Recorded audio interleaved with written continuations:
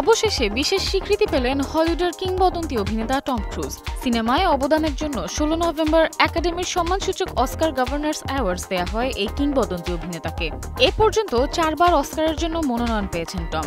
২ বার সেরা অভিনেতা, ১ বার সেরা পার্শ্ব অভিনেতা এবং সেরা সিনেমার প্রযোজক হিসেবে। আগামী বছরের মুক্তির অপেক্ষায় থাকা তার নতুন সিনেমার পরিচালক আলহান্দ্রো গঞ্জালেস ইনারিতুর হাত থেকে এই সম্মাননা নেন টম ক্রুজ। পুরস্কার নিতে গিয়ে আবেগঘন হয়ে পড়েন টম। জানান, সিনেমা তার কাছে পেশা নয়, অভিন্ন একটা সত্তা। তিনি আরও বলেন, আমরা কোথা থেকে এসেছি তা গুরুত্বপূর্ণ নয়। একটি অন্ধকার সিনেমা হলে আমরা একসঙ্গে হাসি, কাঁদি, নতুন আশায় বুক বাঁধি। এটাই শিল্পের শক্তি। তাই সিনেমা শুধু কাজ নয়, এটাই আমি। ইনারিতুর ছবির পাশাপাশি আরও ২টি ছবিতে কাজ করছেন টম। দ্বিতীয় বিশ্বযুদ্ধ ভিত্তিক ব্রডসওয়ার্ড এবং এজ অফ টুমোরোর সিকুয়েলে দেখা যাবে এই অভিনেতাকে। And if I don't, she does. Samiha Majumdar, star news.